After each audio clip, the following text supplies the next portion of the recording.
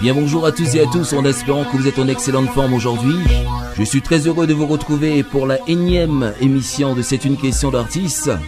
Le principe de notre émission, pour ceux qui ne se souviennent plus, un artiste vient nous parler d'un autre artiste dont il affectionne le travail.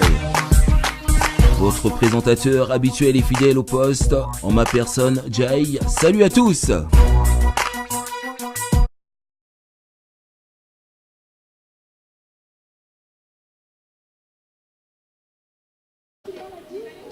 Donc déjà bien bonjour à vous qui êtes sur Jam Station dans l'émission C'est une question d'artiste. Aujourd'hui nous sommes sur la place de la République afin justement de couvrir l'événement concernant tout ce qui s'est produit en Guyane et Claudie Serre qui nous fait l'honneur et de venir justement donner son point de vue concernant cette manifestation.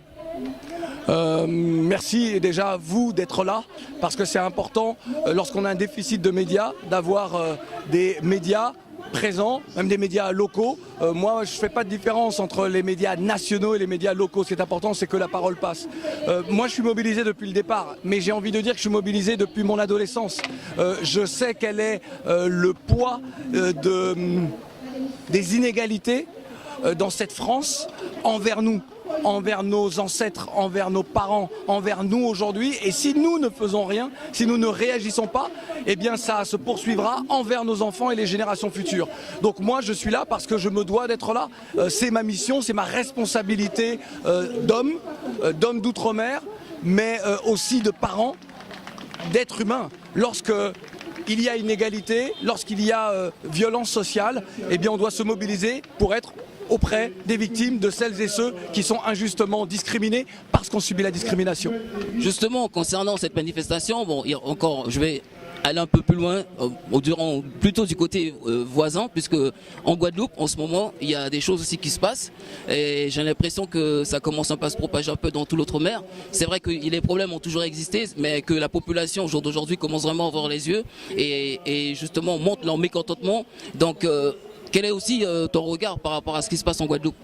Mais il faut bien comprendre que la loi de départementalisation qui est intervenue le 19 mars 1946, donc ça fait 71 ans, qu'on est dans une situation, une sorte de no man's land, d'inégalité de traitement. Et nous, on s'est habitués à ça. On a accepté ça. Nos élus ont dit chacun fait son petit boulot, ça va changer, c'est en train d'évoluer.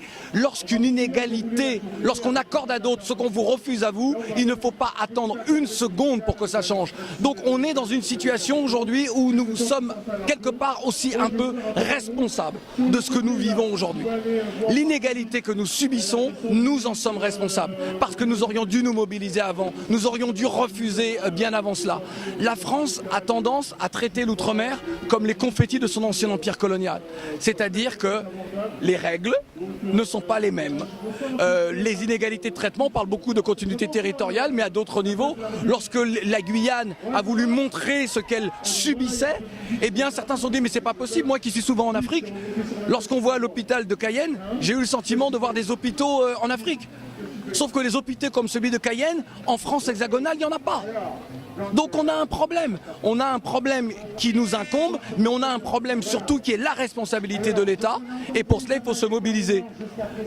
2009, nous avait déjà ouvert la voie, la Guyane avait déjà un petit peu avant d'ailleurs fait entendre sa voix sur cette question, sur la question sociale. Aujourd'hui on voit que c'est de plus en plus, j'ai envie de dire, ancré dans l'esprit des gens, c'est-à-dire que les gens se disent faut arrêter d'accepter l'inacceptable. Donc j'espère qu'on ira beaucoup plus loin, j'espère que la Guadeloupe ira jusqu'au bout de la mobilisation, la Martinique également, tous les territoires qui se sentent malheureusement délaissés par l'État français très clairement. Mayotte, ce que subit Mayotte également est inacceptable, il faut trouver des solutions.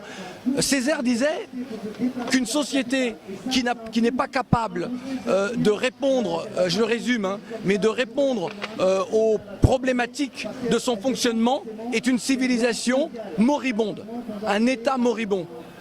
Est-ce que la France est un État moribond ? Oui ou non? On est en droit en tout cas de se poser la question. Il faut trouver des solutions et il faut les trouver maintenant. Et concernant justement, tout à l'heure sur le podium, tu as parlé également des billets. Parce que moi-même qui suis d'origine de la Guyane, en sachant que pour le tarif pour partir ne serait-ce même en vacances, en été, c'est vraiment super cher. Et je vois que là-dessus, il n'y a rien qui évolue quoi. Mais moi j'ai toujours dit, lorsque j'étais délégué interministériel, on m'a dit tu peux pas toucher à ça, attention, tu t'attaques à des lobbies, tu t'attaques, enfin c'était...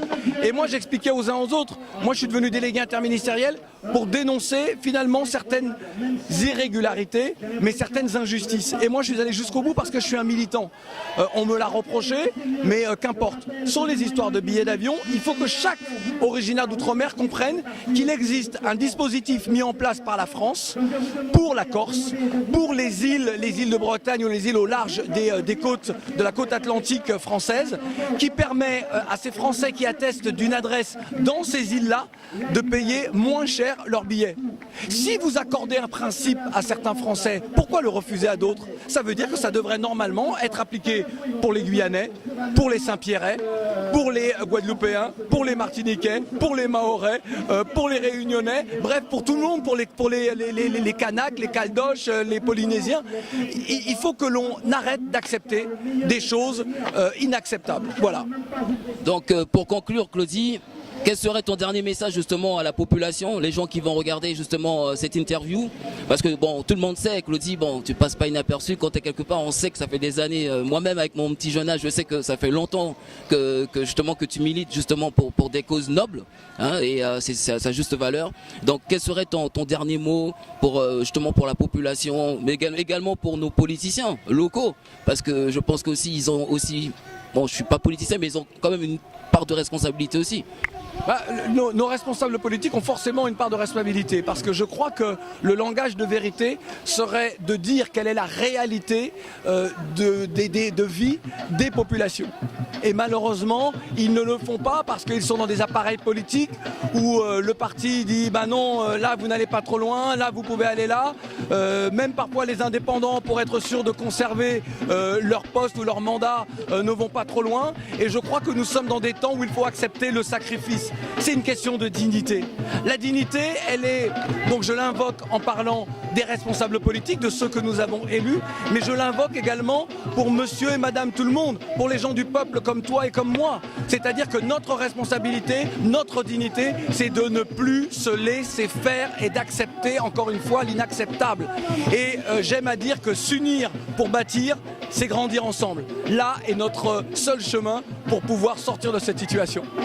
En tous les cas, Claudie, je te remercie de nous avoir accordé ce petit moment. Donc si tu veux laisser un petit dernier message aux auditeurs. Qui que vous soyez, où que vous soyez, restez fiers et dignes de ce que vous êtes. Toi-même, tu sais. Merci encore, Claudie.